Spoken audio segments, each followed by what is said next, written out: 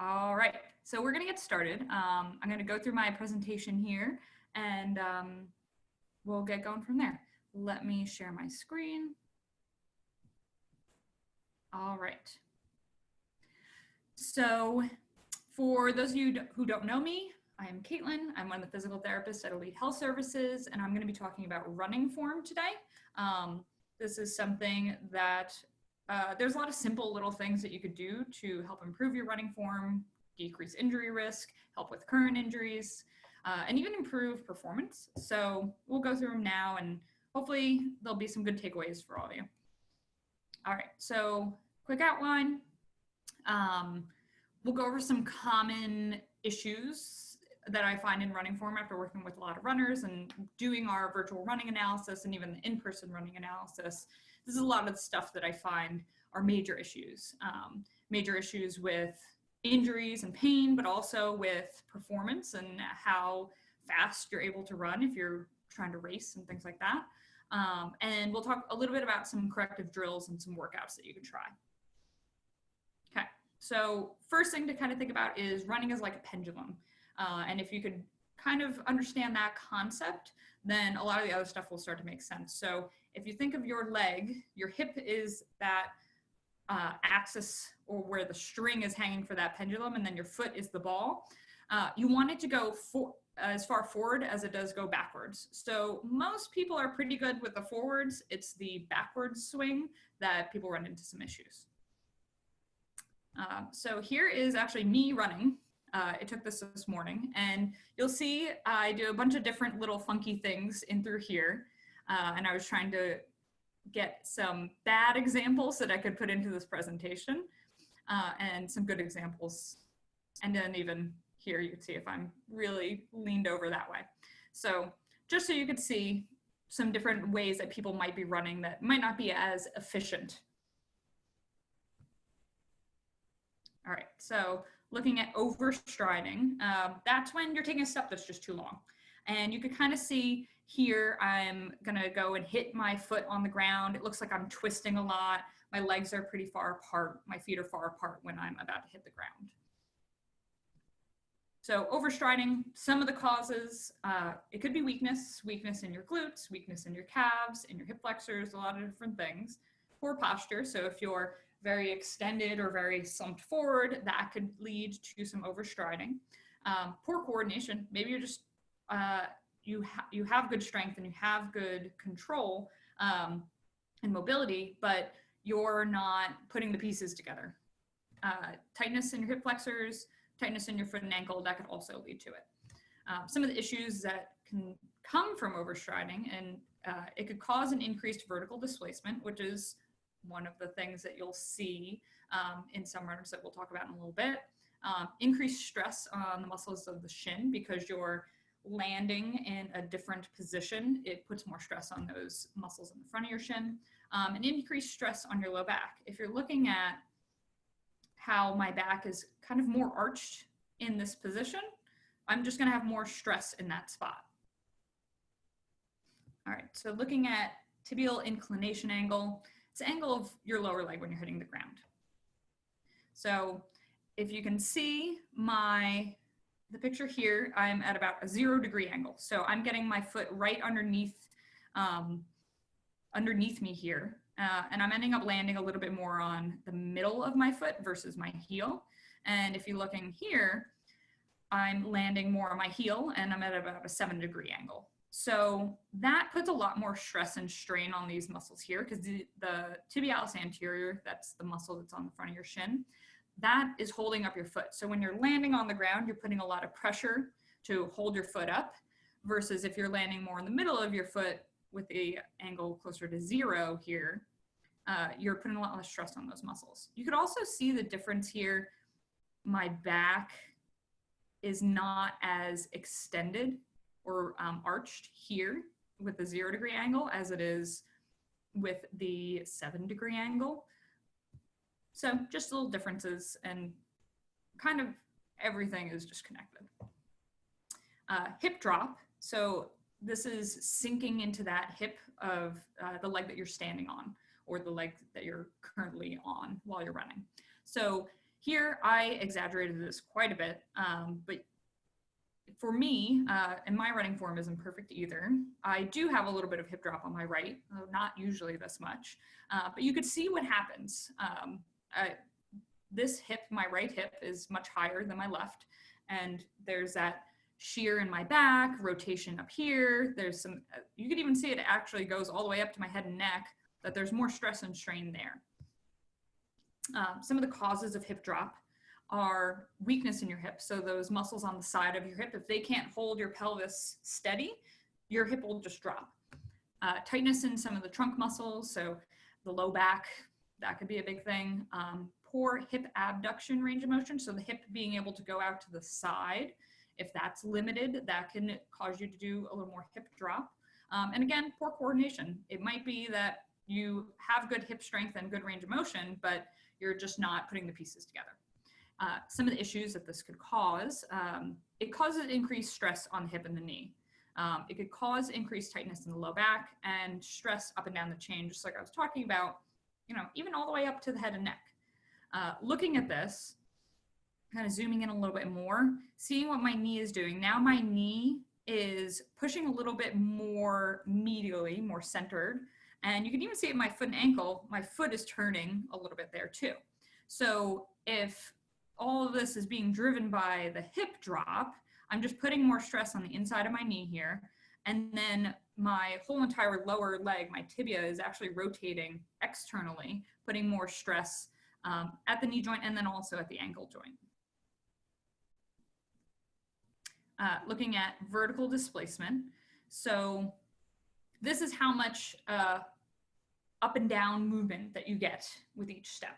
So if you're looking here, my top and bottom, that's a pretty decent amount. I'm kind of like jumping through the air here, which I really was on the treadmill, just to be able to show you a good example.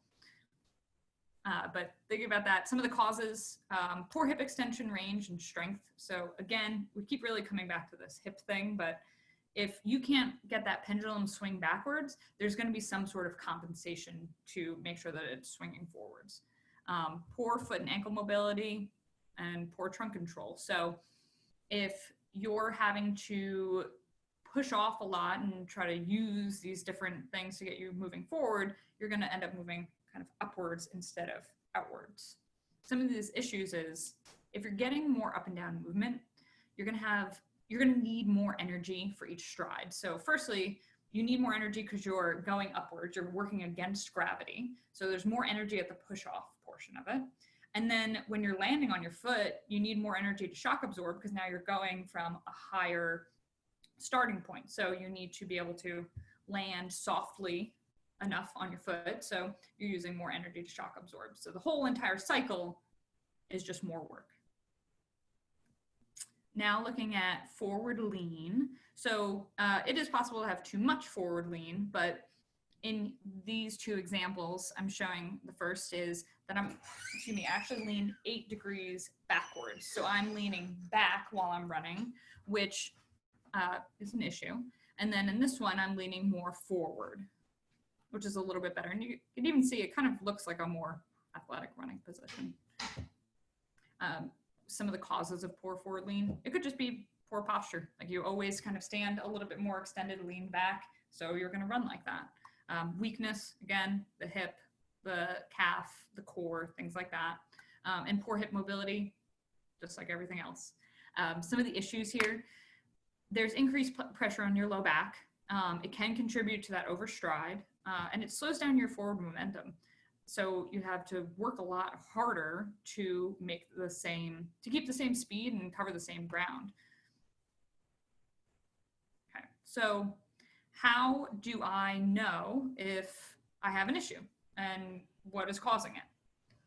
So the easiest way to kind of answer this question is to speak to a professional. So a PT like myself, here at Elite, we have the virtual running evaluation. So it's looking at more than just the running form. So running form only tells you a portion of the puzzle there. You need to test your strength. You need to test your endurance, the coordination of your lower extremity, your mobility, so you could paint a clear picture of why does your running form look the way that it does? It can actually end up being quite complicated too. So my run isn't exactly perfect. I have my own issues. So some of the issues with my run, I lack hip extension range and control, more on my left side than my right side. My left leg is actually weaker than my right. And my right leg has more tightness and range of motion issues in the lower half. So my knee and ankle are tighter on my right than they are on the left.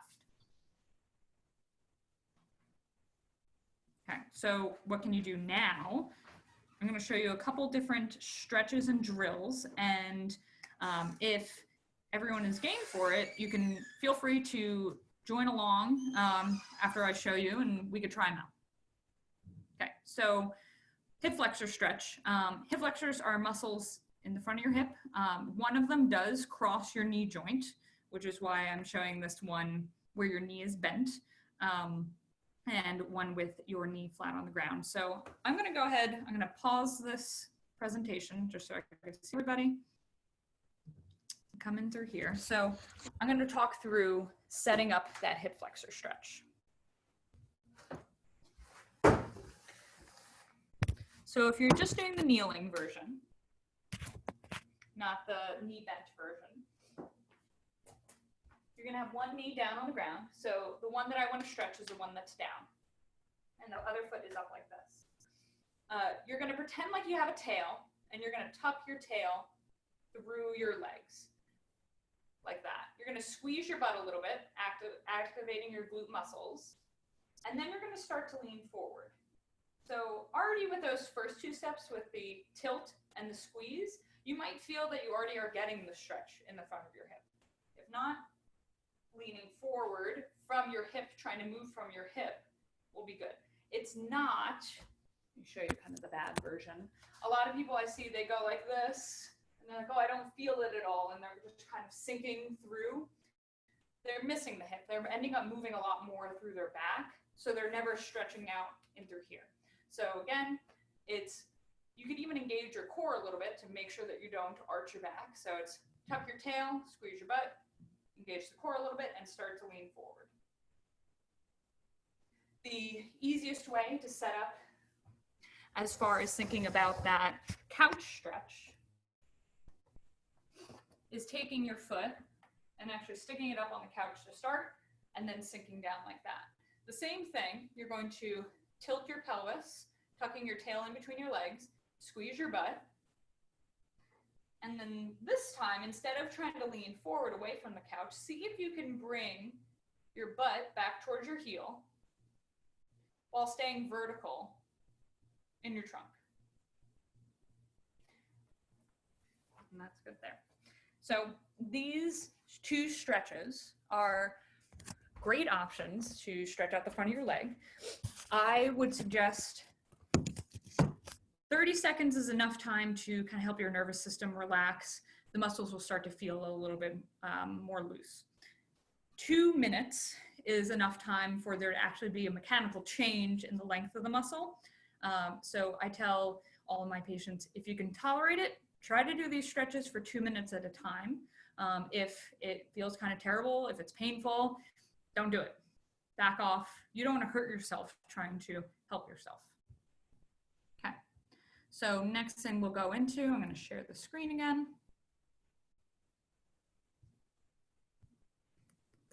Is a calf stretch. So I know a lot of people will do the calf stretch against the wall where the foot is flat on the ground. I personally like the calf stretch off of a surface because it gives you just a little bit more range of motion and you can control which part of the calf that you're stretching. So I am going to bring you all through this again. Here's just some quick, simple pictures to look at. So I'm going to stop sharing and we'll look at the video. So the easiest way is if you have a stair, that's very easy. And I will set this up here on the ground. Here's my stairs. So if I wanted to stretch my, I'll stretch my left for the purpose of the video. Bring it up just a little bit so you can see. Okay. So if I am dropping my foot down below. So I'm stretching out the back of my leg here. One key thing is that I have my knee straight. That you can't quite see in the video, but so now I'm going to stretch my gastroc. That's the big beefy muscle here on my calf. There's another muscle, your soleus, that also makes up your calf. And if you bend your knee in this position, you can stretch that out a little bit. And you might feel a stretch in a slightly different spot. So by holding it knee straight and knee bent, you'll get slightly different stretch in both locations. One other thing to think about is making sure that your foot and ankle remain in a neutral position so that you're actually stretching out the muscles that you want to stretch. So sometimes I see people stretch and they end up doing like this, where their foot is all turned in and their knee is ending up shooting one way or the other, or they're even going out like that. See if you can keep your foot in a more neutral position instead of letting it shoot in like that, trying to keep it all lined up and dropping down that way. That will give you a much better, more effective stretch and start to maybe address some of the things that might be leading to foot or ankle pain. And again, you could hold it for 30 seconds and it'd probably feel just better and looser. If you could hold it for 2 minutes, that's going to make a longer lasting actual change in the length of the muscle. Okay. So next one we'll go through is actually a drill. So the A-skip drill. So simply put, it is kind of like marching, but you're also skipping at the same time. If you're looking at this and you're like, oh, I don't know if I'm going to be able to do that, one easy way to start with this is just to practice the marching part of it without the little skip in between. The benefit of this drill is it's teaching you to get your foot down underneath you. And you can see the angle that my foot is hitting at the ground. Oh, I'm making it bigger. The angle that my foot is hitting at the ground is pretty vertical. So my tibial inclination angle in this drill is basically what we want it to be while you're running. So this is kind of like the coordination thing that I talked about, how that can be an issue. This would help with that. Okay, so some of the things that you can also do are adjusting your steps per minute or your cadence. It's a great place to start when you're adjusting your running form. Ideally, that number is 180 steps per minute, but most are generally below that. When I started to look at this, mine was like 165 to 170. And so I've been practicing trying to get my cadence up a little bit more. So how to determine it? You could use a smartwatch. Often they will have this feature. I know the Apple Watch does if you set it to outdoor or indoor run, depending on what you're doing. Apps like Runkeeper, if you bring your phone on a run, will also determine it. Or you could just count how many steps you take in a 1 minute period, or how many you take in 30 seconds and then multiply by 2, things like that. How to change it. So I would suggest only changing about 5% at a time. So if you're starting at 160, 5% of 160 would be 8. So you're going to increase to 168. Don't be surprised if other things, if you feel more tired, or if your speed changes during these sorts of transition phases. I actually have it's on our Instagram, I think, and on our different social media channels, but there's a PDF of some different steps per minute specific workouts and running plans. So you can check that out. Okay. Hill workouts. So I know most people kind of hate hills, but it is a really good way to start to work on some of these things. So you're looking for a 6 to 8% gradient. So it's really not that steep. It's not like this crazy, you basically have to crawl up a sort of hill. It's kind of just like a gradual incline. So you can do things like 5 sprints or just faster runs up a hill. And then the walk down would be the rest. But you also might want to work on the downhill part, trying to do the same thing, 5 runs down the hill, and then the walk back up is the rest. Uphill is good for improving your forward lean. It's good for improving, kind of adjusting the tibial inclination angle to get your foot down underneath you, stopping overstriding. And downhill can be really good for improving cadence because it's a little bit easier to go faster, to get your legs moving a little bit faster. And that can also help with forward lean. If you tend to be someone who leans backwards, it's hard with going downhill because the tendency is to kind of put the brakes on and go lean back. But if you can get used to having a little bit of forward lean going down a hill, as long as you're safe and not tumbling down the hill, that can be good for helping with those things. Okay, looking at Cadence workouts. So again, what I was saying before, there is a PDF of these available online. So following a warm-up, always try to warm up before you go for a run. This would be a 20-minute run that's all at one speed. 2 minutes at your normal cadence or steps per minute, and then 2 minutes at the new cadence steps per minute. And you just keep going back and forth until the end of your run versus just diving in and doing the new steps per minute the entire time. And then the other one could be varying your speeds. So 21 minutes just to kind of make it even, so you do a little bit of both. You have your normal cadence, 30 seconds of fast, like a 1 mile pace, and then 1 minute of slower, a 5K pace. 5K is like 3.2 miles. Your newer cadence, or your new quicker cadence, you would do same thing, 30 seconds, 1 minute, and just kind of bouncing back and forth. Obviously, that's a little more complicated than the first one, so it's up to you. Okay. All right. So that is what we have there. Does anybody have any questions about anything that I've gone through so far?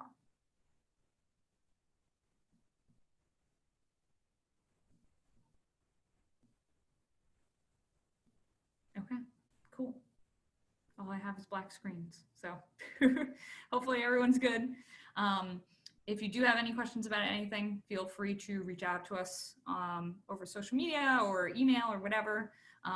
There is a link. I know that you could get it through the Instagram to that Cadence Workout PDF that I talked about. Yeah. Great. Thank you so much, Kate. That was Thanks great. for coming, Lisa. Bye. Bye. Okay.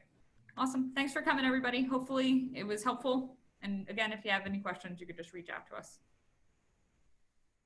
All right. Have a good day, everybody.